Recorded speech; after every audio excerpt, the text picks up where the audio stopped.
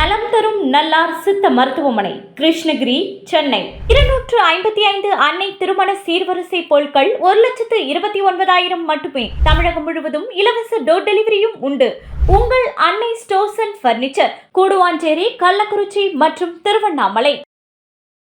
வள்ளுவம் நேயர்களுக்கு வணக்கம். அரசியல் பேசு நிகழ்ச்சிக்கு உங்களை வரவேற்பதில் மகிழ்ச்சி என்று நம்முடன் இணைந்திருக்கிறார் மூத்த பத்திரிகையாளர் திரு கோட்டீஸ்வரன் அவர்கள். சார் வணக்கம். சார் வணக்கம். நேயர்களுக்கு அன்பு வணக்கம். நல்லா இருக்கீங்களா சார்? நலமாக இருக்கிறேன் சார். இறுதிக்கட்டத்தை நெருங்கியது தேர்தல் பிரச்சாரம் எப்படி இருக்குது, யாருக்கு சாதகமாக இருக்குது, மக்கள் என்ன சொல்கிறாங்க அப்படின்ற ஒரு கேள்வி இருக்குது. எப்படி பார்க்குறீங்க இதை?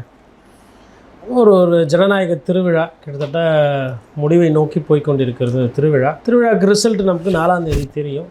மக்கள் கொஞ்சம் இறுக்கமாக இருக்காங்க. மக்கள் வெளிப்படையாக, அதாவது ஒரு பத்திரிகையில் கொடுக்கக்கூடிய அந்த செய்திகள், அந்த ஆடம்பரம், பிரச்சாரம், பாடல்கள் இதெல்லாம் இருந்தாலும் கூட மக்கள் கொஞ்சம் வழக்கமாக இருக்கிறத விட ஒரு இறுக்கமாக இருக்காங்க. மேபி அப்போது நான் என்ன புரிஞ்சுக்கிறேன்னா, மக்களுக்கு அந்த குறைகள், பிரச்சனைகள், அவங்களோட தேவைகள் இன்னும் நிறைய போதிய அளவுக்கு பூர்த்தி செய்யப்படலை அப்படின்ற மாதிரி புரிஞ்சுக்கிறேன். அப்புறம் நம்ம கொஞ்சம் வெளியிலலாம் போய் தமிழ்நாடு பூரா சுற்றி இருக்கிறோம். இப்போவும் சென்னை அருகாமையில் உள்ள இடம்லாம் போய் சுற்றி பார்த்துட்டு வந்துட்டுருக்கோம். அப்போது மக்களுக்கு இந்த இலவசங்கள் இருக்குது இல்லைங்களா, அது மேலே பழைய அளவுக்கு ஒரு பிரியம் என்பது இல்லை. அதாவது இன்றைக்கி தேதியில் ஒரு மிக்சி, கிரைண்டரு, கூப்பனு, ஃப்ரிட்ஜு அப்படின்றது போதிய அளவுக்கு அவ்வளவு பெரிய ஒரு பேசு பொருளாக எடுக்க முடியாது. அதாவது நான் ஃப்ரிட்ஜு தரேன், நான் 8,000 ரூபா கூப்பன் தரேன் அப்படின்னா அது ஒண்டியே அவங்கள ஒரு கட்சியை ஜெயிக்க வைக்கும் அப்படின்ற அந்த புள்ளிக்கு போகல. கிட்டத்தட்ட உண்மையை உடச்சி சொல்லணும்னா திமுக தரப்பில் கொஞ்சம் பதட்டத்தில் பயந்து போயிருக்காங்கன்றது தான் புரிஞ்சிக்க முடியும். இந்த புள்ளிக்கு எங்கேருந்து கோட்டீஸ்வரன் வராருன்னா, நிறைய இடத்துல பணப்பட்டுவாடா ஜுரூராக நடக்குது, வேகமாக நடக்குது. வழக்கத்தை விட அதிகமாக பணப்பட்டுவாடா நடக்குது. நீங்கள் ஒருவேளை ஒரு நல்ல பேரை சம்பாதிக்கிறீங்க, இல்லை ஒரு மக்களோட மக்களாக ஒருத்தராக நீங்கள் பழகிட்டீங்க அப்படின்னா, திராவிட கட்சிகளை சேர்ந்தவங்க இந்தளவுக்கு பதற வேண்டியது கிடையாது. இந்த பதட்டத்துக்கு காரணம் தாவேக்காவோட வருகை, விஜய் தான் அப்படின்ற மாதிரி ஒரு சில பதிவுகள் வருது. விஜயும் காரணம். ஏன்னா இப்போது திருமங்கலத்தில் காசு கொடுத்தாங்க, காலையில் பால் பாக்கெட்டில் பேப்பர் தாளில் நோட்டை வச்சு போட்டது பார்த்தோம். நியூஸ் பேப்பரோட காசு போச்சு வாக்காளர்களுக்கு. அப்போது இடைத்தேர்தல் அந்த மாதிரி இருந்தது. பொது தேர்தலில் அதிகமாக பணம் பிடிச்சாங்கன்னு சொல்லிட்டு அரவக்குறிச்சியில் கரூர்லலாம் ஐயா செந்தில் பாலாஜி நின்ற தொகுதியை தேர்தலே நிறுத்தி வச்சாங்க. அதிகமாக தேர்தல் நேரத்தில் பணப்பட்டுவாடா நடக்கிற மாநிலத்தில் தமிழ்நாடு முதலிடத்தில் இல்லை 1, 2, 3 ஸ்டேட்டில் இருக்குது அப்படின்றது தேர்தல் ஆணையம் அவங்களோட பதிவுகளில் பதிவு பண்ணியிருக்கிறாங்க. அப்போ விஜய் அவர்களோட வருகையால் இதெல்லாம் நடக்குதா அப்படின்னா அப்படி கிடையாது. விஜயோட வருகையும் இதற்கு ஒரு காரணம். இது எல்லாமே ஜனநாயகத்துக்கு நல்லதா அப்படின்னா அது நல்லது கிடையாது.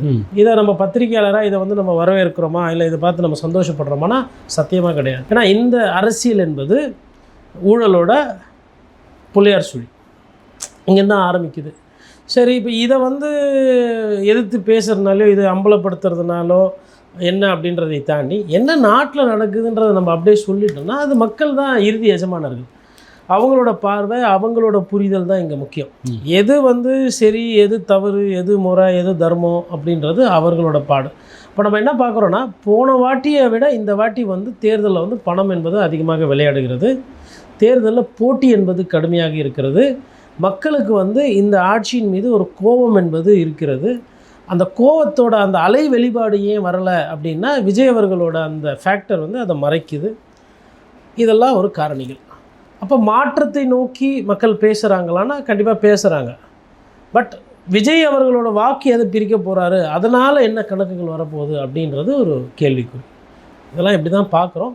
10 மணி நேரம் 12 மணி நேரம் தான் இருக்கும் தேர்தல் பிரச்சாரம் முடியறதுக்கு. அதுக்கப்புறம் ஒரு நிசப்தம். ஜனங்க யார் யார் என்னென்ன கொடுக்குறாங்களோ, என்னென்ன வார்த்தைகள் சொல்கிறாங்களோ, எப்படி அவங்கள வெறுப்பேற்றுனாங்களோ, நல்லது பண்ணாங்களோ எல்லாத்தையும் வச்சு நல்லா யோசிக்கிறதுக்கு ஒரு 24 மணி நேரம் 40 மணி நேரம் கொடுப்பாங்க. நல்லா யோசித்து அவங்களுக்கு பிடித்த அவங்களுக்கு எது நல்ல முடிவுன்னு தோணுதோ அந்த முடிவை எடுப்பாங்க. நிறைய பேர் சொல்கிறாங்க இது தொங்கு சட்டமன்றம் வரத்துக்கு வாய்ப்பு இருக்குது, இது ஒரு இழுவரியில் போய் நிற்கும் அப்படின்ற மாதிரி. நான் அப்படி ஒரு சூழல் போகுன்ற மாதிரி நான் நினைக்கல. ஒருவேளை இழுபறி, அதாவது நான் கடந்த பேட்டர்னை போய் நான் பார்க்குறேன். அதாவது புதுசாக ஒரு விஷயத்த சொல்லணும்னு சொல்கிறத விட, இல்லை தமிழ்நாட்டுக்கு இதில் நடக்கலாம் ஒரு புதுசாக ஒன்று பேசுகிறத விட, இப்போ இந்த யானைகள் பார்த்திங்கன்னா அதோட வழித்தடத்தை பார்த்திங்கன்னா அந்த வழித்தடம் ஒரு 200 வருஷமாக அது பயன்படுத்தியிருக்கும். அந்த வழித்தடத்தில் தான் அது போகவும் வரும். அதோட மூதாதையர் போயிருக்கும், அதுக்கு முன்னாடி மூதாதையர் போயிருக்கும். அதேமாதிரி தமிழ்நாட்டிலையுமே வந்து இந்த ஓட்டிங் பேட்டர்ன் இருக்குது இல்லைங்களா, அதுக்கும் வந்து ஒரு வழித்தடமோ இல்லை வந்து ஒரு பார்வை இருக்குது. ஸோ நான் வந்து ஒரு சேஃபாக ஒரு பத்திரிகையாளராக நான் அந்த பார்வை, அதாவது முன்னாடி எப்படி பிஹேவ் பண்ணிச்சோ கிட்டத்தட்ட அந்த மாதிரி ஒரு இடத்துக்கு தான் தமிழக வாக்காளர்கள் போவாங்கன்ற மாதிரி நான் நினைக்கிறேன். இதில் மாற்றம் வருதா மாற்றம் இல்லையான்றதை தாண்டி திராவிட கட்சிகளில் 2 கட்சிகளுக்கு நடுவில் போட்டி. அப்போ இந்த வாட்டியுமே வந்து அந்த போட்டி என்பது அதிமுகவுக்கும் திமுகவுக்கும் தான் இருக்கும்.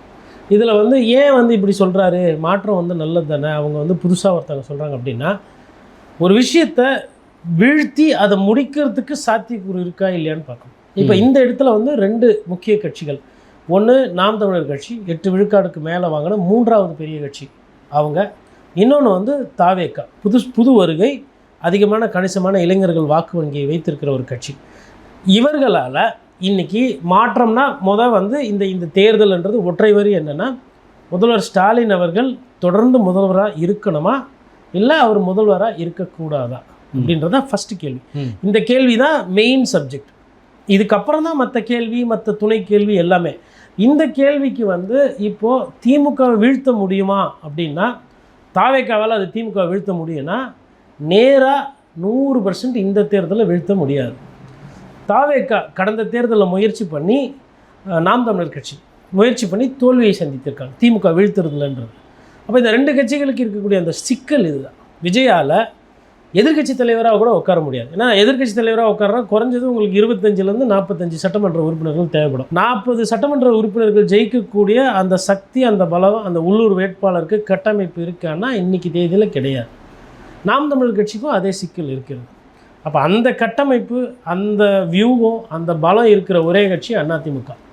அதனால தான் சொல்கிறோம், இந்த தேர்தல் என்பது திமுக வர்சஸ் அதிமுக அப்படின்ற அந்த களத்தை நோக்கி போயிட்டு. சார், விஜய் அவர்கள் இந்த தேர்தலில் திருச்சி கிழக்கில் நிற்கிறப்போ இன்றைக்கி நீங்கள் பார்த்தீங்கன்னா சர்ச்சில் போயிட்டு அந்த விஷயங்களை பண்ணார், மசூதியில் போயிட்டு அங்கே கும்பிட்டாரு, அதுக்கப்புறம் மீனாட்சி அம்மன் கோயில் ஏதோ ஒரு கோயிலில் போயிட்டு இது பண்ணார்.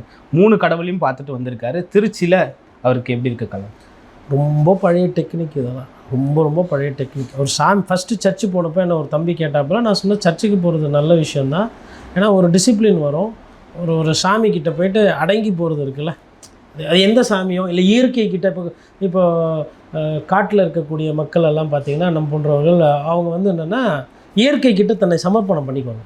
இப்போ ஒரு யானை எதிரில் இருக்குன்னா யானை எதிர்த்து போக மாட்டாங்க. புலி சத்தம் கேட்குது அப்படின்னா காட்டு நாய்க்கர் வந்து அந்த இடம் கிராஸ் பண்ண மாட்டாங்க. உங்களுக்கு அந்த ஸ்மெல் தெரியும், அது பண்ண மாட்டாங்க. ஏன் அப்படின்னா இயற்கையை ஒருபடி மேலே வச்சு வழிபடுற அந்த தன்மை. இப்போ இருளர்கள் வந்து பார்த்திங்கன்னா இந்த இருட்டில் வெளியில் போகிறத தவிர்ப்பாங்க. மாதிரி ஒரு சிலர் வந்து இந்த மலைவாழ் மக்களுக்கு அந்த ஒரு பழக்க வழக்கம் இருக்குது. அதே மாதிரி இறை நம்பிக்கை இருக்கிறவங்க ஒரு மசூதிக்குள்ளே போகிறாங்க, ஒரு சர்ச்சுக்குள்ளே போகிறாங்க, ஒரு கோயிலுக்குள்ளே போகிறோன்னா நான் யார் தெரியுமா, எவ்வளோ பெரிய அதெல்லாம் இறக்கி வச்சுட்டு நான் சாதாரண ஒரு மக்கள், நான் வந்து அங்கே இருக்கிற சக்திக்கிட்ட என்னை வந்து சமர்ப்பணம் பண்ணிட்டு நான் வந்து எளிமையாக ஏழ்மையாக போகணுன்றது தான் ஒரு இறை நம்பிக்கையினுடைய கோட்பாடு. ஆனால் இவர் என்ன பண்ணுறாருன்னா, இதை டெய்லி பண்ணலாம், இல்லை எப்பப்போ பிடிக்குதோ பண்ணலாம். தேர்தல் நேரத்தில் போய் மக்களை சந்திப்பீங்களா, இல்லை சர்ச்சு மசூதி கோயிலுக்கு போவீங்களா? தேர்தல் நேரத்தில் யார் ஓனர்? இறை நம்பிக்கை என்பது எப்போ வேணால் பண்ணலாம். அப்போது இதை இவர் சிம்பாலிக்காக பண்ணுறாரு. எல்லா மதத்தினரும் எனக்கு ஓட்டு போடுங்கன்னு காட்டுறாரு. இது கூடவா மக்கள் சிந்திக்க மாட்டாங்க? சார், அதுவும் விஜய் மாதிரி ஒரு தலைவர் வந்து முட்டி போட்டு போனார், அதுக்கப்புறம் அந்த கோயிலில் அப்படியே மண்டிட்டார் அப்படின்றது பெரிய பேசுபொருளாக மாறி ப்ரேயராக கூட இருக்கும். ஏன்னா அவருக்கு வந்து திருச்சியில் கொஞ்சம் கஷ்டமாக இருக்கும் ஜெயிக்கிறதுன்னு கூட சொல்லியிருப்பாங்க. அதனால் அந்தோனியார் சர்ச்சு வந்து கொஞ்சம் ஃபேமஸ்ஸு, நீங்கள் அங்கே போய் வழிபட்டு பிரார்த்தனை பண்ணிங்கன்னா தெய்வம் உங்களுக்கு எதனா பார்த்து செய்யும் அப்படின்னு கூட யாருன்னா சொல்லியிருப்பாங்க. ஆண்டவா உழைக்கல, ரொம்ப கம்மியாக ப்ரிப்பேர் பண்ணி. இப்போ இந்த எக்ஸாம் டைம்லலாம் பார்த்திங்கன்னா இந்த ஸ்கூல் பசங்க என்ன பண்ணுவாங்க, படிப்பு கம்மியாக படிக்கிற பையன் என்ன தெரியுமா பண்ணுவான், போயிட்டு இந்த நவகிரகத்தை சுற்றிட்டு தினேஷ் அப்படின்னு போட்டு தினேஷ் வந்து 12B அப்படின்னு அந்த ரெஜிஸ்டர் நம்பர் எழுதி வச்சுருப்பாங்க. அதேமாதிரி படிக்காத ஒருத்தர் என்ன பண்ணுவார், போயிட்டு ஒரு சர்ச்சில் போயிட்டு அங்கே பக்கத்தில் பார்த்திங்கன்னா நம்ம சிலுவை போடுற இடத்துக்கு கீழே பார்த்திங்கன்னா டேவிட் ரோல் நம்பர் அப்படி போட்டுருவாங்க. நீ பண்ண வேண்டியது என்ன, புஸ்தகத்தில் படிச்சிருக்கணும். புஸ்தகத்தில் படிச்சுட்டு இறைவா என்னால் முடிஞ்சதெல்லாம் நான் பண்ணிட்டேன், பார்த்துக்கப்பா, கை விட்றாத அப்படின்றது ஒரு பொருள். அப்போ ரோல் நம்பர் எழுதி வைக்கிற அளவுக்கு கான்ஃபிடென்ஸ் கம்மி, ஒரு வீக்னஸ் தான் அது. யாருன்னா ஸ்டேட் ஃபஸ்ட்டு எடுக்கிறவங்க யாருன்னா இந்த மாதிரி எழுதி வச்சு பார்த்தீங்களா? ஸ்கூல் டாப்பர் எழுதி வச்சு பார்த்தீங்களா? ஏன் அவங்கள நம்புகிறாங்க. விஜய் சாருக்கு அவர் மேலேயே நம்பிக்கை இல்லை. அதனால் என்ன பண்ணுறார், கடைசியாக சாமிக்கிட்ட போய் சரண்டர் ஆகிறார், சமர்ப்பணம் பண்ணிக்கிறார். ஆண்டவா, நான் உழைச்ச உழைப்புக்கு டெபாசிட் அரியத்தில் வராதுன்னு பேசிக்கிறாங்க, அப்படியெல்லாம் என் கட்சியை விட்டுறாத.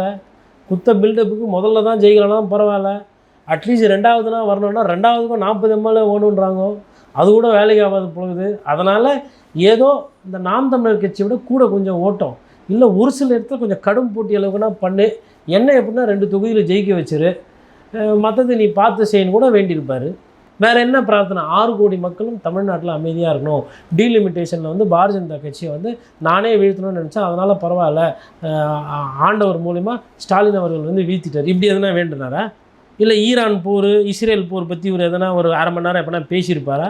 என்ன தெரியும், அரசியலுக்கு அவர் புதுசு, கற்றுக்குட்டி. அதனால் கடைசியாக என்ன பண்ணுறாரு, கடைசி ஆயுதமாக சாமிக்கிட்ட போய் சரண்டர் ஆகிறார்.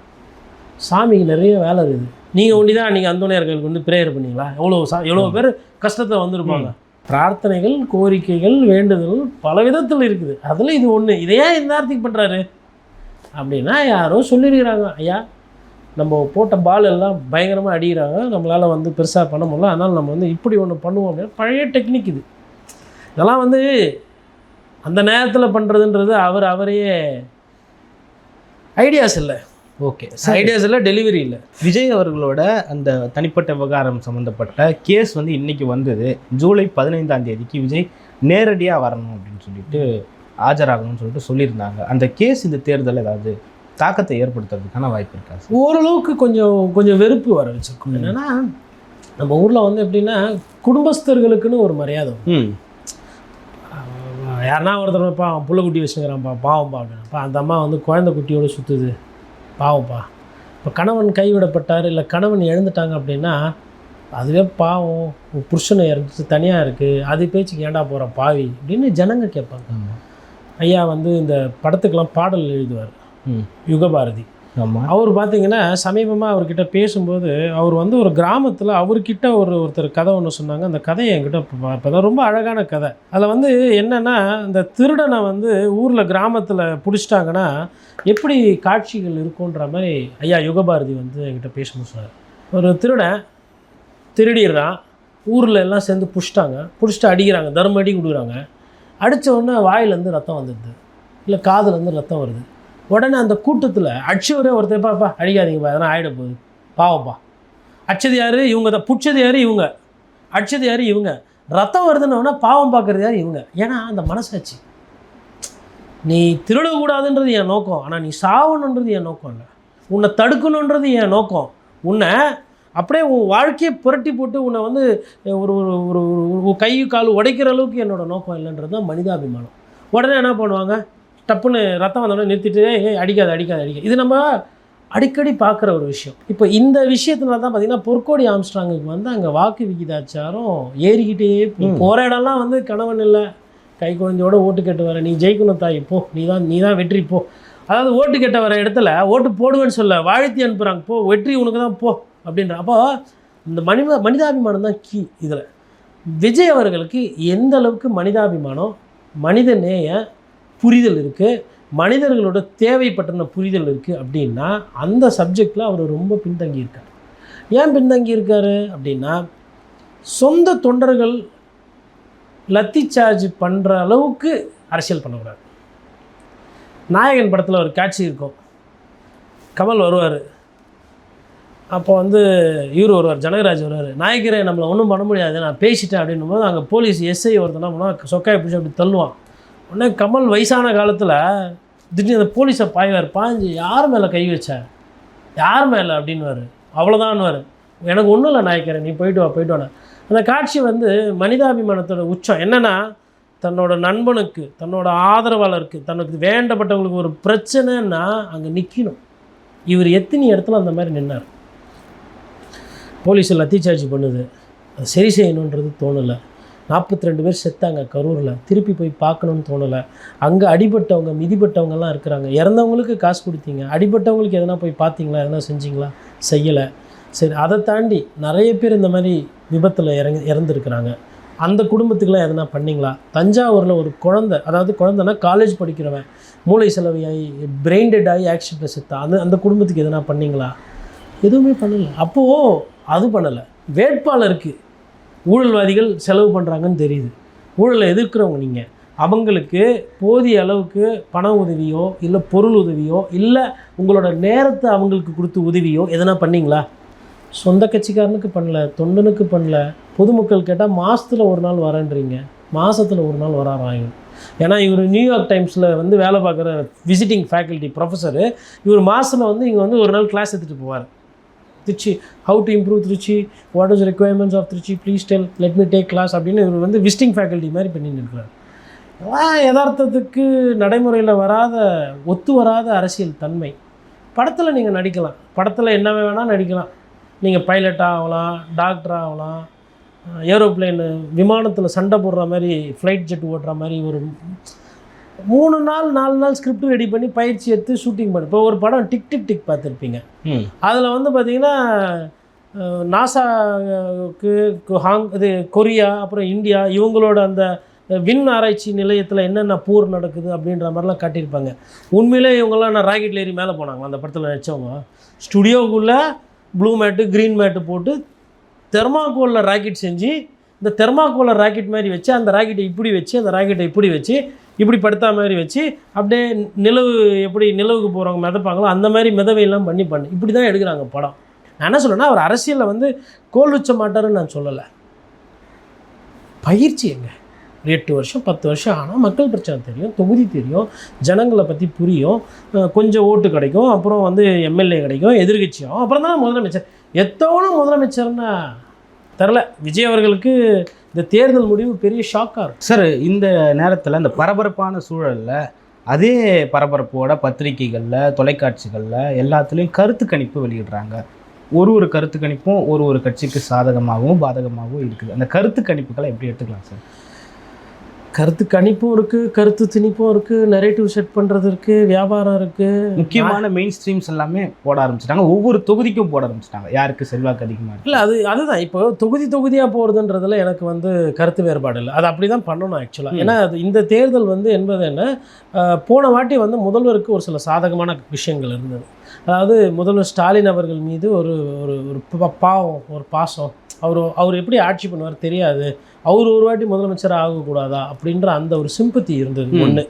இரண்டாவது, அதிமுக மீது எதிர்ப்பு அலை என்றது வீசியது. ஏன்னா 10 வருஷம் ஆட்சி கட்டலில் இருந்தாங்க. இது 2. மூணாவது, பாரதிய ஜனதா கட்சியோட கூட்டணி.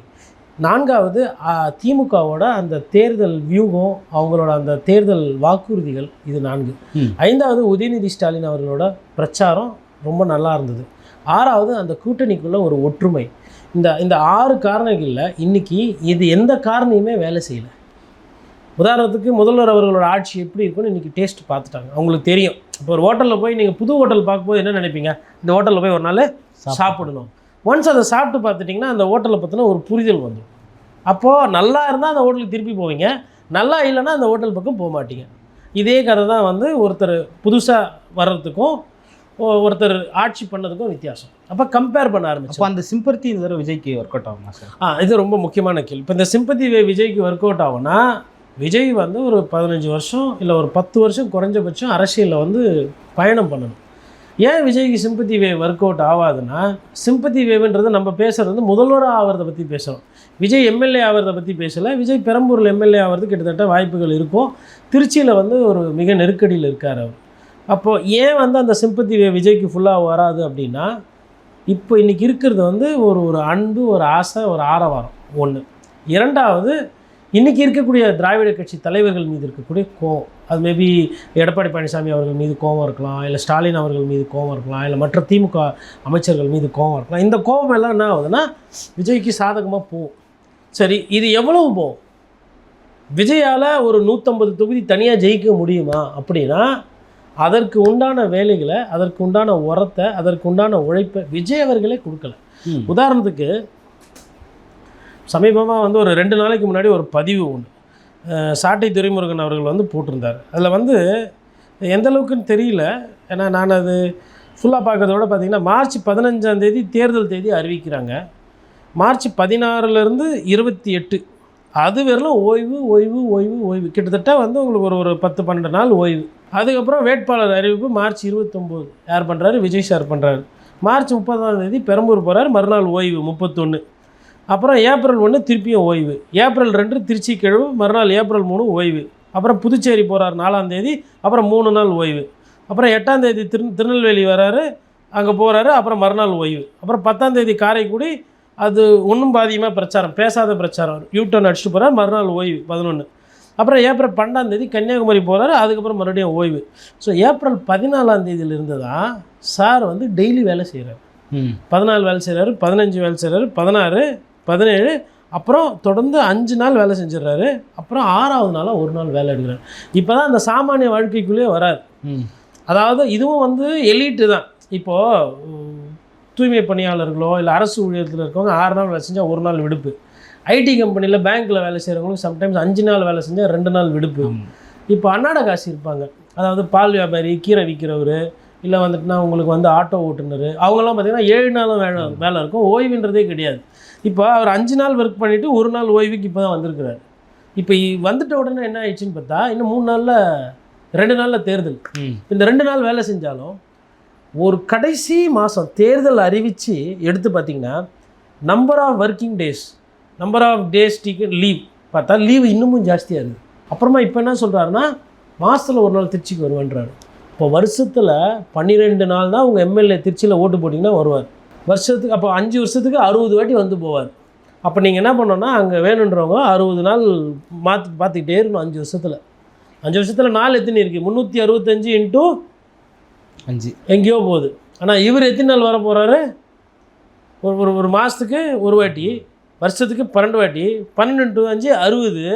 உங்களுக்கு 365 இன்ட்டுன்னா அது ஒரு 1500, அதுக்கு மேலே போகும். 1500 நாட்களில் சார் 60 நாள் தான் வருவார் தொகுதி பக்கமே. இதை வந்து என்னடா இதை இப்படி சொல்கிறோமே, யாவனா ஒருத்தன் ஒரு சின்னதாக ஒரு கணக்கு போட்டானா இது நமக்கு உதைக்குமேன்ற அந்த புரிதல் கூட இல்லை. ஆனால் அவர் என்ன சொல்கிறார், நான் தான் மாற்றுன்றார். இதுதான் வந்து மக்களை சிந்திக்க வைக்கிற ஒரு விஷயம், ஏமாத்துகிற ஒரு விஷயம். சார், சில தலைவர்களுக்கு வந்து தேதி பத்தலைன்னு நினைக்கிறேன். பரப்புரை தேதி பத்தாமல் பல ஊர்களுக்கு போக முடியாமல் இருக்காங்க. ஆனால் விஜய் இந்த மாதிரி ஓய்வு எடுக்கிறதுன்றது எப்படி எடுத்துக்கலாம் சார்?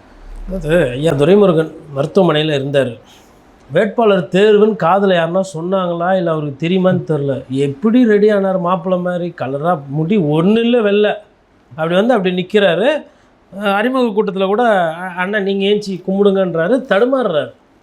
தள்ளாத வயசுலேயும் தடுமாறி வணக்கம் வச்சு ஓட்டு கேட்கணும், போகணும், திருப்பி எம்எல்ஏ வாங்கணும்னு அந்த எண்ணம் இருக்குது. அதாவது ஒரு சைடு வந்து என்னென்னா ரிட்டையர்மெண்ட்டே எடுக்காமல் மக்களை வந்து கஷ்டப்படுத்துறது. எவ்வளோ ஆனாலும் நான் தான் எம்எல்ஏ, எவ்வளோ வயசானாலும் நான் தான் அமைச்சர், சொந்த மகனுக்கு எம்எல்ஏ சீட்டு கொடுத்தா கூட கொடுக்கக்கூடாது, நான் தான், அப்படி ஒரு குரூப்பு. இன்னொரு சைடு என்னென்னா உழைக்காமலே வந்து உங்கள் விஜய் உயிர் என்ன வரவா, நான் வந்து 60 நாள் வரவா, அதான் அவர் சொல்லியிருக்காரு. மாதத்துக்கு ஒரு வாட்டி வருவேன்னா 60 நாள் வரவா. என்னடா 30 நாள் மாதத்தில் ஒரு எம்எல்ஏ ஒரு நாள் வரேன் அப்படின்னா ஜனங்களை நம்ம எப்படி எடை போடுவாங்க? அப்போ இவர் என்ன நினைக்கிறார், இவரை நான் ஒரு நாள் வந்தாவே கடவுள் மாதிரி தன்னை நினைத்து கொண்டு இருக்கிறார். நல்லா அபத்தம். ஒரு சைடு இங்கே பார்த்தா பாஜக, நான் இங்கே எப்படி நான் வந்துடணும், எப்போ நீங்கள் எதுவுமே நல்லது செய்ய மாட்டேன்றீங்களாப்பா, நீங்கள் எப்படி வருவீங்க அப்படின்னா அதுக்கு புரிதல் பதில் இல்லை. இந்த சைடு பார்த்தா விஜய் சார் இவர் இப்படி, அந்த சைடு பார்த்தா திமுக என்ன வேணால் நாங்கள் பண்ணுவோம், நாட்டில் சட்டம் ஒழுங்கு சரி இருக்காது, பாலியல் சீண்டல் இருக்கும். சென்னையில் வந்து பாலியல் சீண்டலால் போதையினால் குடும்பத்தை கொலை பண்ணதெல்லாம் வந்து நல்ல வேளை வசதியாக மீடியா ஊடகம் பேசாமல் மறைச்சிருச்சு. அதனால் அது கண்ணை மூடிக்கினா வந்து பூலோகம் இருட்டாயிடுன்றது பொருள் அல்ல. அதெல்லாம் யோசிக்கவே இல்லையா? திருவள்ளூரில் கத்தி எடுத்து ஜாலியாக வெட்டுறான், வெட்டுன்னு வெட்டுறான்.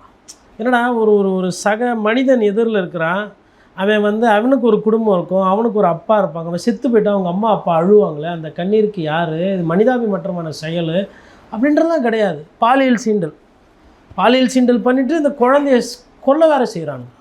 இப்போது இதெல்லாம் எதுவுமே இல்லாத மாதிரியும் வெறும் அமித்ஷாவும் பாரதிய ஜனதா கட்சியினுடைய தலைவர் பிரதமர் மோடியும் தான் தமிழ்நாட்டினுடைய ஒரே பிரச்சனை மாதிரி ஒரு பிரச்சாரம் பண்ணுறாங்க இல்லைங்களா? அது வந்து ஏற்புடையதாக இல்லை. சார், ஆனால் அதுவுமே ஒரு முக்கியமான பிரச்சனையாக இருக்குது. இப்போ சமீபத்தில் வந்த அந்த டீலிமிட்டேஷன் மசோதா கூட தமிழர்களுக்கு எதிரான மசோதான்னு திமுக எடுத்துகிட்டு போனதை நம்ம பார்த்தோம். இல்லை, அதில் திமுகவோட நிலைப்பாடு 100 விழுக்காடு சரி. அந்த மசோதா தோற்றது தமிழ்நாட்டுக்கு நல்லது. இதில் வந்து பெண்களுக்கு இடஒதுக்கீடு பாதிப்பு கீதிப்பு அப்படின்னு பாரதிய ஜனதா கட்சி சொல்லுது.